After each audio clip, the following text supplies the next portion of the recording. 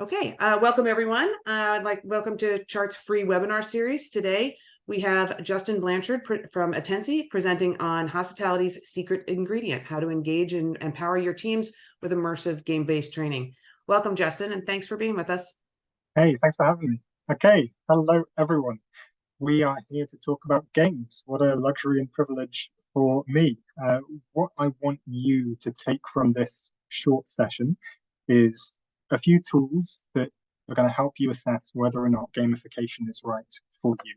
We are not the people that invented gamification. It's been around in various forms for quite a while, but it's changed over the years and it can be murky territory. So I want to make sure that you're equipped to make good choices. We're also going to come to talk to the specifics of gamification as it relates to leisure, hospitality, and restaurants. All right, so who am I? First of all, so you know who you're talking to. That's me. I'm creative director at Attensi. I've had a haircut since, but hopefully I'm recognizable. That means that within Attensi, a leading provider of games and gamification for training in business environments, I lead creative processes and people. That means I'm overseeing narratives, making sure we have the right products, and making sure that we're scoping things in the right way. By way of background, I've done this or overseen it over 100 times, so I do know some of what I'm talking about. I spent 10 years as a writer and game designer, and I've done a bit of background in academia on this space as well.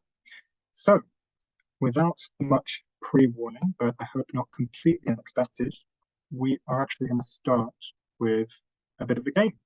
So I'm going to give you a moment here, people who are live on the call, to madly scramble for a smartphone, if you have one to hand, if you'd like to join in on the game. People on the recording, I am so sorry, you may not see quite as much as people joining in off their phones and playing as we go, but that's their benefit of having been able to join in person. Justin, I'm going to interrupt you for a minute. You're sounding a little bit garbled. I'm not sure what your sound is, but it has gotten a little bit worse since the webinar started. Okay, let me just give it one more try now. How's this going? So far, it sounded a little bit better. Okay, all right, we'll proceed through this so we can start up the game and then we can see what I can do to improve it. Okay. Awesome. All right, so let me stop sharing the presentation and share something a little bit different. There's going to be a QR code coming up on screen, and if you scan that, you should be able to join the game.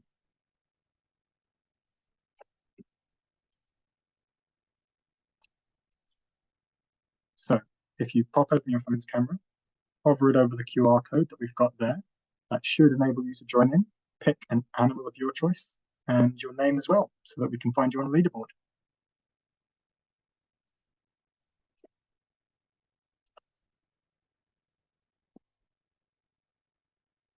Okay, this is filling up quickly. I love to see it.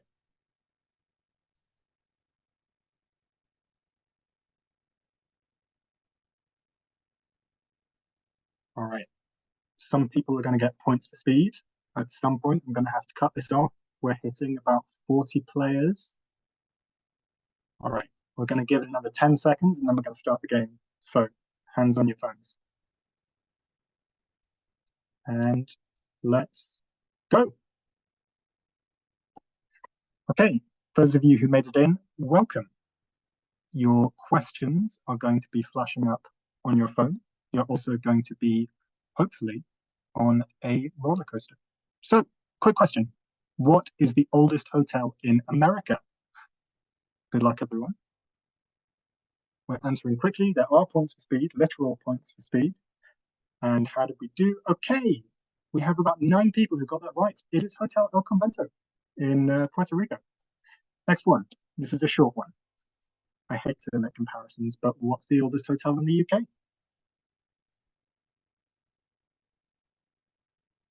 Okay, somehow fast for this one. Much more confidence. Browns, indeed. Ye Old Joshua Cheese is a great pub, but as far as I know, they won't let you sleep there. Okay, oldest hotel. Either Browns or Hotel El Convento. This is probably going to differentiate us a little bit. Okay, yeah. Since 1651, apparently. Slightly trick question because they were running as a religious establishment for much, much longer, but people could stay there and get a meal, so we'll count it. Last couple of questions, slightly more pointed. How much of the US workforce will be Gen Z in 2025?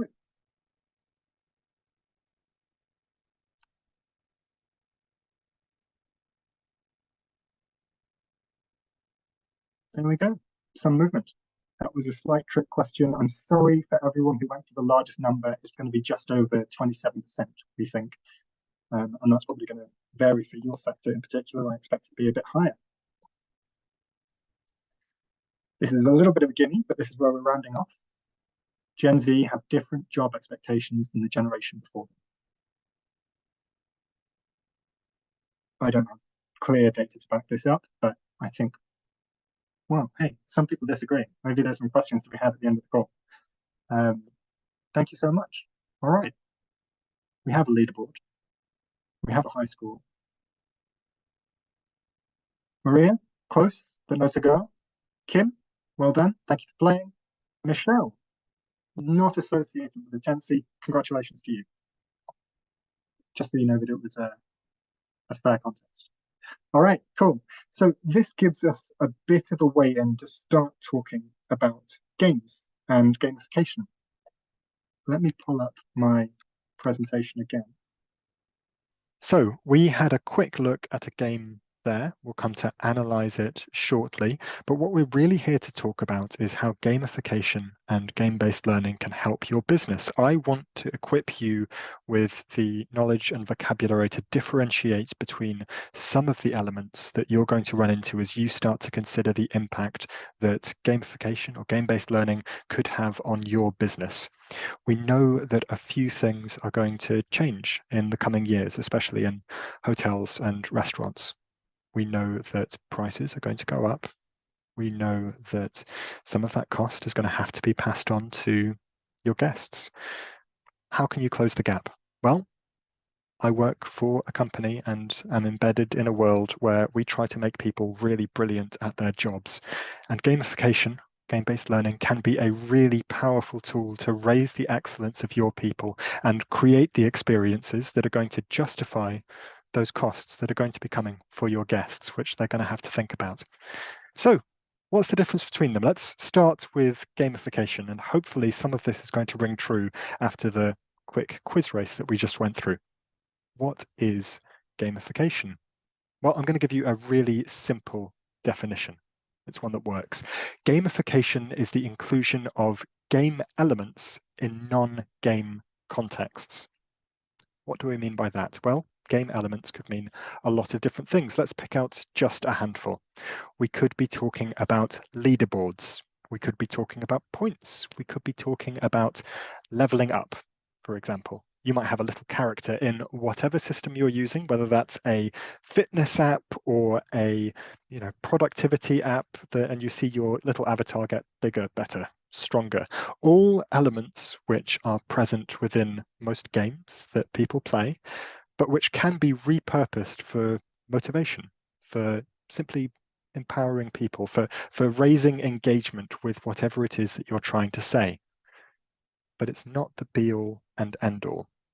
Attensi did not invent gamification. It's been around for a little while, and it's been used and misused in interesting ways. Let's go back to that definition, the inclusion of game elements in non-game contexts. What can that lead to? What's the bad version of this? Well, you can create perverse incentives, which is interesting. I mean, part of the reason that we would consider using gamification is because it is intrinsically powerful. Games have been honing this feature set and this method of interaction for years and years. So we know that by applying a layer of gamification over the top of something else, we can motivate people. But what are we motivating them to do? Let's imagine a hotel setting. And let's say someone who's working at the front desk receives points every time they bring a guest in, every time they check them in. Fantastic. Lovely. Speed is sometimes of the essence. But if we're rewarding people every time they check in a guest, what might that lead to? Well, really quick interactions. Hi, welcome, here's your pass, on you go. Hi, welcome, here's your pass, on you go. Racking up those points, but actually achieving the opposite or having a negative externality on top of what we want to achieve. If people are speeding through these interactions to achieve those points, they are not having the quality interactions that we also need them to have. So there's a bit of thought that needs to go into it. Let's move beyond just game elements. Let's remove that from the equation and instead start to introduce something new, game-based learning. And in some ways, this definition is even more simple, simply using games to train people. Now we have a little problem here because we need to work out what we're talking about. Games can mean all sorts of things, everything from Tetris to something more traditional like chess to Candy Crush. Again, very, very addictive mobile game. Don't know if anyone remembers Flappy Bird. I was certainly spending more time on that than I should a few years ago. Right up to complex historical simulation games and really brilliantly rendered high-resolution 3D narrative experiences like The Last of Us, which has, of course, made a pivot over to TV recently to do some really interesting things, and comparing those things. You know, what is the TV show able to do that the game is not, and vice versa, can lead us to some really interesting places. So let's say that games are including lots of different elements and we want to be a little bit more specific about what that is. Let's press on. Game-based learning. We are still including a lot of, if not all of, the elements that we might think about when it comes to gamification. I've carried just one over here. Points. Great. But what makes games games? What makes them special? Well, we start to include extra things. We might have environments. We definitely have consequences for our actions. In a lot of games, we also have narratives. If we look back to something like Candy Crush, you can see that not all games are incorporating all of the elements that make games great, and that is not a failing. Candy Crush is still working with really reactive sound effects, a really great user experience, giving you feedback, giving you consequences for your actions, whether you beat the level or don't. You need to go back and start again. They're really, really powerful. Games considered as their full-fledged form, not just elements picked out and applied in unfamiliar contexts, but games considered as a holistic tool are really brilliant. We'll come on to some of the ways they work, but I hope you can already see that allowing a game to be a game can be much more impactful than just treating it as the sugar on top of the medicine, the thing that makes the otherwise non-engaging thing engaging. We could think of it as a bit of a spectrum. The quiz race that we went to, simple interface. We're just answering questions on our phone together with, for the people who were playing on mobile, a little stylistic graphic interface where we're zooming around a 3D map on a roller coaster. Great. I am not opposed to gamification. All of those elements and tools are great, and we use them. I use them happily and proudly. They work. But where would we put quiz race on this chart? Definitely over towards the side of gamification. We're not exactly immersed in a world when we play a quiz race. We're honing in on competition and points and prizes and speed, but we're not truly embracing everything that a game can be and all of the impacts that that can have on the mentality, the skills, and the attitude of your people. So let's look at an example that's probably more towards game-based learning. I don't want this to be the Attensi show, so I've tried to make this as agnostic as I possibly can. Let's imagine we're playing a game called Jen's First Day. Great. Jen is working in a fast food restaurant, and it's her first day, maybe her second shift. She might have done the morning shift, and she is going to have a pretty rough time. Luckily for you, as the player, you are not playing as Jen. Imagine this is a training for someone who's recently become a manager of this sort of environment, and you're going to need to give her advice and make decisions that are really going to set her up for success. Let's see what that could look like. Okay, it's her second shift. We are short-staffed. We have to make a choice. That choice is going to have consequences. In this very simple example, There are just 3 things to choose from. We can put her front of house. She needs to be out interacting with guests. Maybe.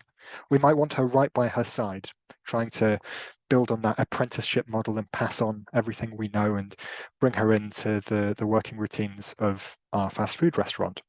Or we could pop her back of house because we're short-staffed, we're busy, and basically we need to make food now because there's a customer rush coming. Sure. Okay, let's put her front of house. We're going to have her out interacting with guests, maybe serving them as well. We want to put her at a particular station. We have to make a choice here. We see that the food is going to move from the assembly area right through to customer service. Let's put her in the customer service space. Great, we're getting instant feedback. You see that we have a bar of points running across the top of the screen. Great, we're not just winning arbitrary points, we are contributing to the success of the store. Imagine we have some text popping up together with sound effects floating up to that bar. We know that we have done something right by putting her here. She's in the perfect position. Things start to take a turn for the worse a little bit later in the game. We are approached by an unhappy customer, Raging Rita in this case, a little bit larger than life. She is really irritated. She's trying to get her kids fed, and your colleague, Jen, has sent her to the back of the queue several times. Her order has been wrong, but Jen is flustered and she's not engaging with her in quite the way that we would want her to, but that's fine, it's her first day. This is what the character says. We have choices. Again, we're back in that space of choice and consequence. All of these, and this is what makes a game interesting, should feel like viable options. We might want to apologize and empathize with her position. We might want to immediately try and fix things. We also might want to give this guest the feeling that we are fixing things. Let's go with that option, the one at the bottom. Sorry to hear that. Let me make sure it doesn't happen again. Who served you? Okay, probably not the best response. Rita is still quite irritated, albeit a little bit placated because we look like we're going to be doing something about it. And some things are happening with the user interface here. So, firstly, were this a full-fledged solution, we wouldn't just be dealing with a 2D cutout. This is an animated character who's going to frown and wave her hands and really get brought to life. We've got feedback running across the top of the screen, reminding us that, hey, this is a consequence of actions that you took. You chose to put your new starter in a guest-facing environment. And maybe pointing her out as someone who's made a mistake is not going to make Jen feel great. That's really not supporting her growth. We're also getting, again, the battle text, the little reminder of what we've done wrong floating up to the top of the screen and probably removing points from our store's success. Something special that this is doing as well is keeping us in mind of what we're here to train on. We're not just here to have a good time. We're not just here to play a fun game. We are in the position of a manager making decisions, not just to please our customers, but to make sure that Jen has a great learning experience. That inflects the sorts of decisions we're going to take and the sorts of things that the game is going to reward and penalize. So, stepping away from that example of the game, we are clearly more over towards game-based learning. What have we looked at here? Well, we've had points. So far, so good. We saw that in gamification. But we also have choice and consequence, larger-than-life characters, things that model the system of a store, particularly from the point of view of a manager who's trying to bring on and motivate and raise up their new hire. We are much more over to the side of game-based learning. This isn't something that's been slapped on top of something that's not interesting. We have an intrinsically engaging dynamic system that is really going to empower people when they come to the real world, when they face these realistic situations. Yes, it's a simulation. It's simpler than the real world. It's focused in on a few key moments, parables and anecdotes that people are going to run into in their first days, but which let people practice those experiences in a safe, repeatable environment. And that's really special. I've alluded a couple of times throughout this talk already to the fact that games are engaging, they're good. And I don't want you to take that at face value. Let's think more critically and specifically about what games do well, what they do that makes them special. Well, game-based solutions trigger key human needs and drivers. Here are a few things that I hope all of you recognize as things that you want, things that people want. We automatically, all of us, want to be analytical. However successful or unsuccessful we are, there is an intrinsic pleasure in solving problems, in collecting things. We all want to experience good creative work. We all want to be told stories. We all have a social drive. We saw it a bit with the quiz race earlier, when we have competitions and a sense of social belonging. These things are important. Last but not least, and this doesn't necessarily cover all of the things that a human could want or want to do, but we also have this further back in the brain, this more instinctive response to danger, stress, the fear of failure. When you combine all of these things together, what do you get? Strong emotional responses, immersion in user experience, people really feeling engaged with the content that they're going through. And we also have this urge to repeat. So when we take a look at all of these elements together, we see that several of these drives map really nicely onto a lot of the elements that go into gamification and game-based learning. We have a drive to collect, which is satisfied by picking up achievements, stars, badges. We have a desire to compete, which is served by leaderboards, a desire for social belonging, a desire to experience and overcome the danger response, which can be triggered by stressful situations like the narrative with Raging Rita, like simpler elements, the red text flashing up, the harsh buzzer noise that we might get when we make a mistake. All of these things work together to make an experience that is engaging, which is interesting, which holds our attention. And by triggering all of these things at once, you create an experience through a game which is not easily replicated by many other forms of media. I'd like to offer you a little extra piece of advice that informs my thinking when I come to design games. This is the COM-B model. It's a psychological framework drawn from meta-studies. There's a reference just at the bottom there. And what this is an attempt to sum up and distill a lot of what current psychological thinking says about what makes for an effective behavioral intervention.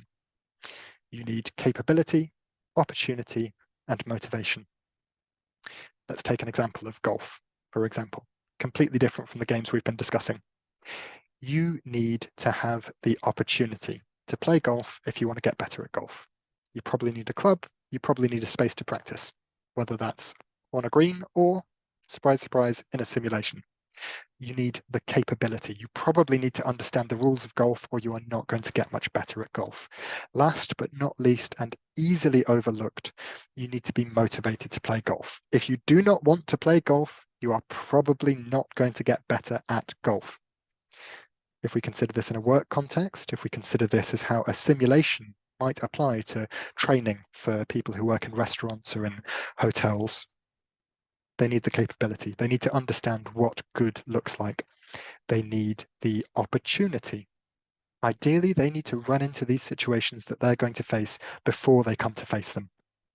Last but not least, they need to be motivated. Your people need to be motivated and engaged with the training that they're experiencing.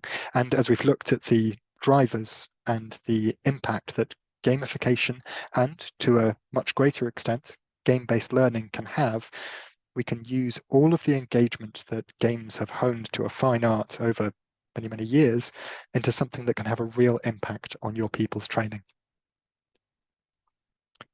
We're going to come back to me for just a moment, and I've highlighted a little element here because I want you to be able to make life more difficult for me. I've said that my focus has been on game-based simulation trainings, and that can mean all sorts of different things, as we've seen today. And yes, I have worked up and down the spectrum of gamification to game-based learning. I've come to the conclusion that the most effective behavioral interventions that can really make your people great sit more on the side of game-based learning. Now, when you see someone talking about game-based simulation trainings, gamification, I hope that you're in a better position to say, okay, great, but are we just talking about putting points on something, or are we talking about a deeper, richer, more effective experience? I'm not opposed to scoring, to leaderboards, to points. You've seen that I use them in the games that I build, in the sorts of things we looked at. What I would put to you is that in the environment that we're going into, one of the big drivers of your ability to generate revenue is going to be the excellence of your people.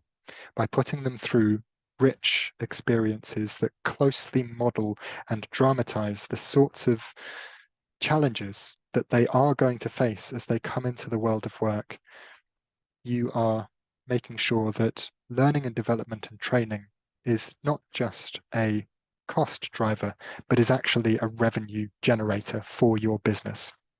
I love points, I love leaderboards, but I would urge you not to settle for them. With that,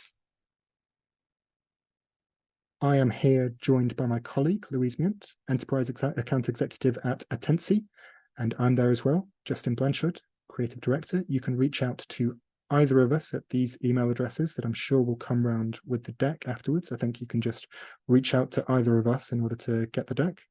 And lastly, to say thank you so much for bearing with us through some technical difficulties. I hope most of you managed to hear most of it. With that, Thank you so much, Justin. Now if anyone has any questions, now that we can hear so clearly, just send them into the chat. I will say that somebody asked a question that said, how long is the time does it take to create this example? I just didn't know what example you were referring to. So if you want to send that into the chat, then we'll know which one you were talking about.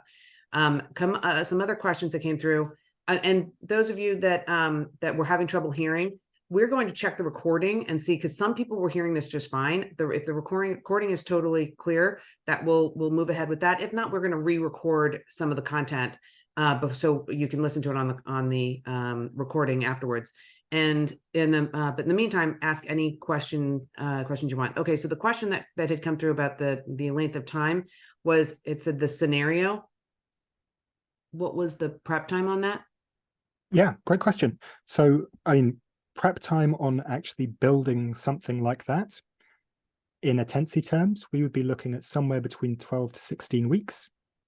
And that's because we are not having to go away and ask a computer programmer, a dev, to throw this together from scratch. We've done this several times. We have a proprietary system that allows us to build and iterate on these scenarios very, very quickly.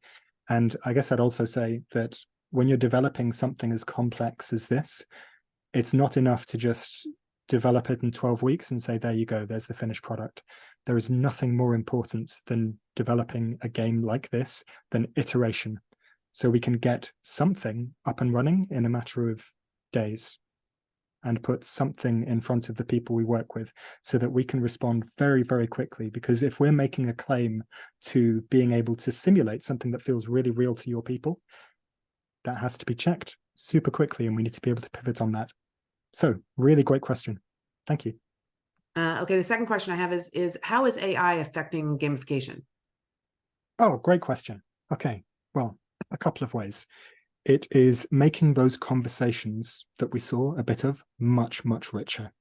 If you imagine those as branching webs of narratives, those are becoming much, much faster to produce, meaning that we can make those even richer and broader. I guess on top of that, I mean, we saw some images as we were making choices about where to staff Jen, whether we should keep her by our side or send her out to the floor to meet and greet our guests. All done through Midjourney. Thank you, Midjourney.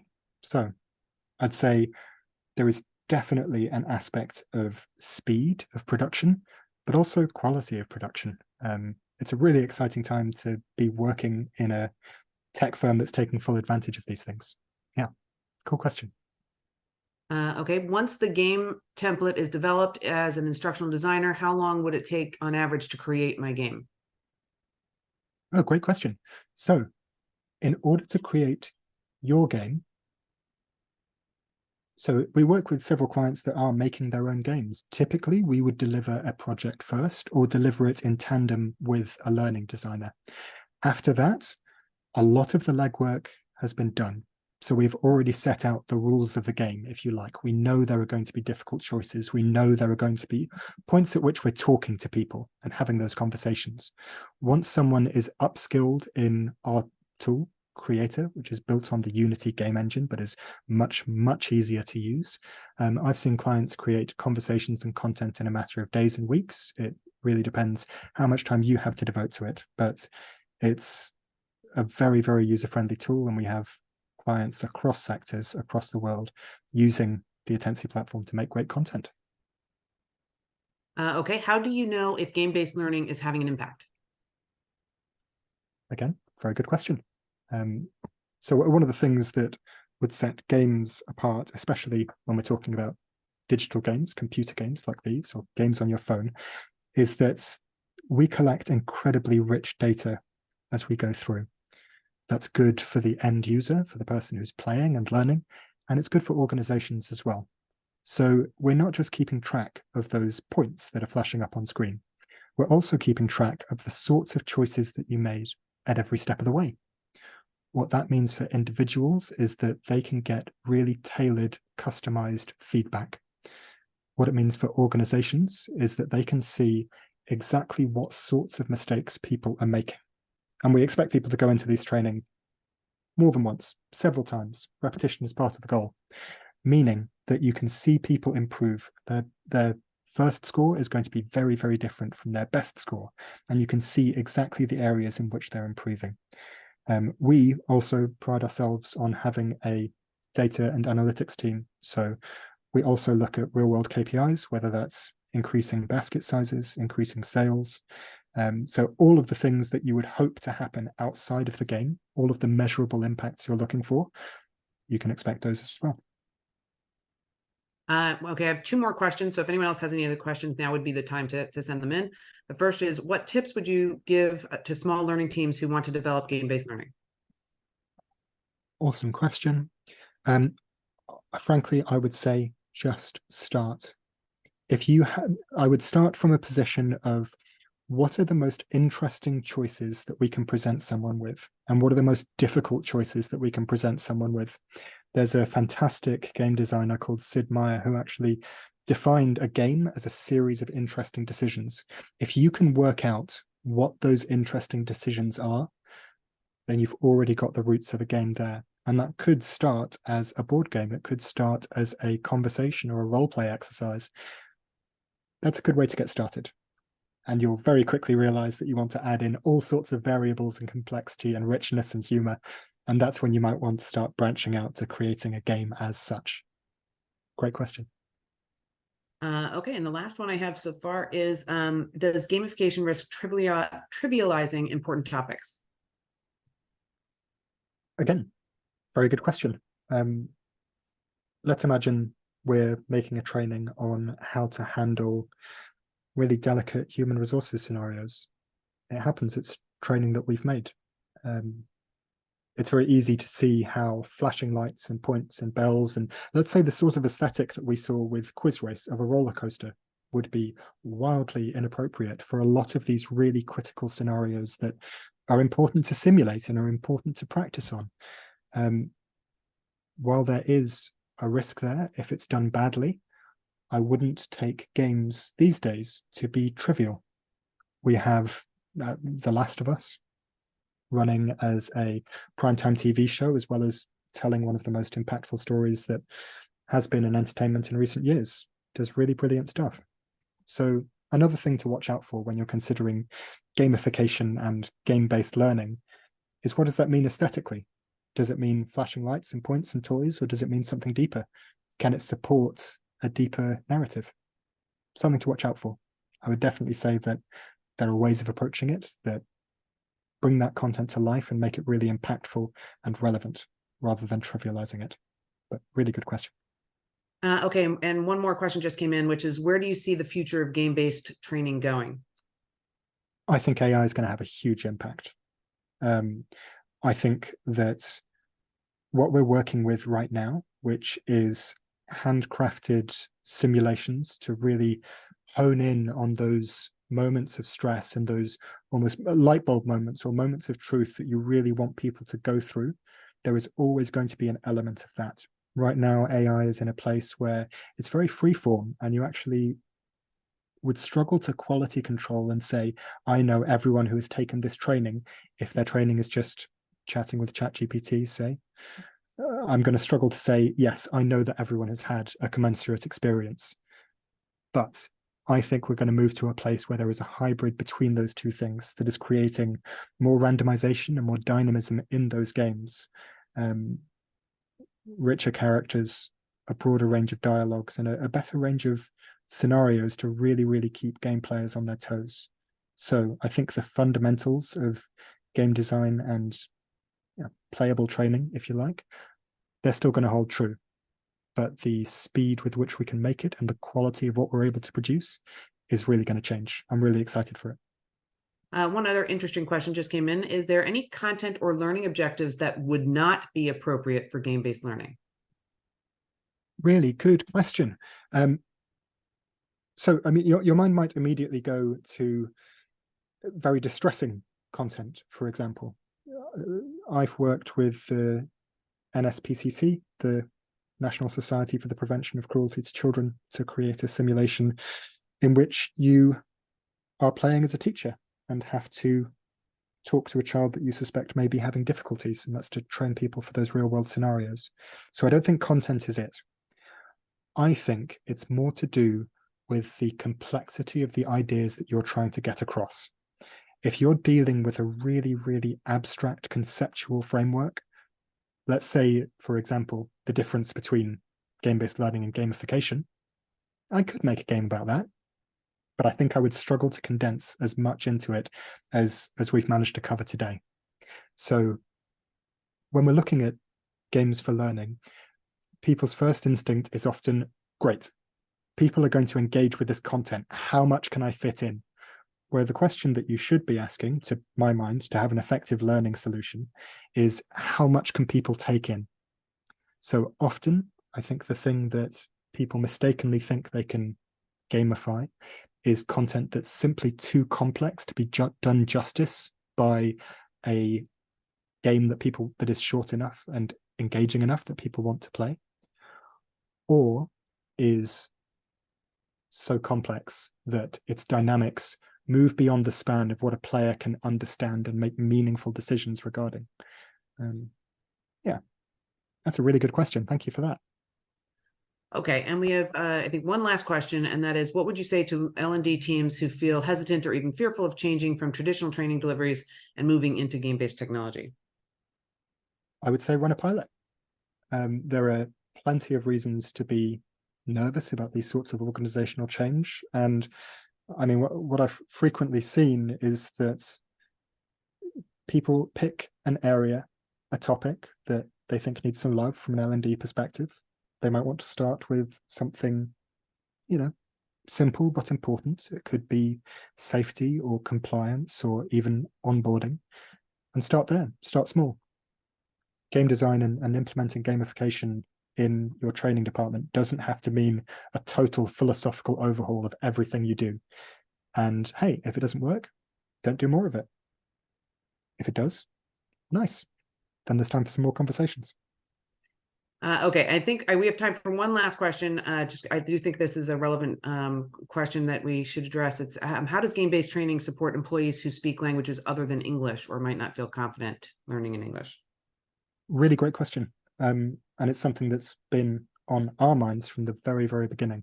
So our company actually started in Norway. We grew out of the Nordics' largest game development company. We have always been a multilingual firm and a multilingual platform.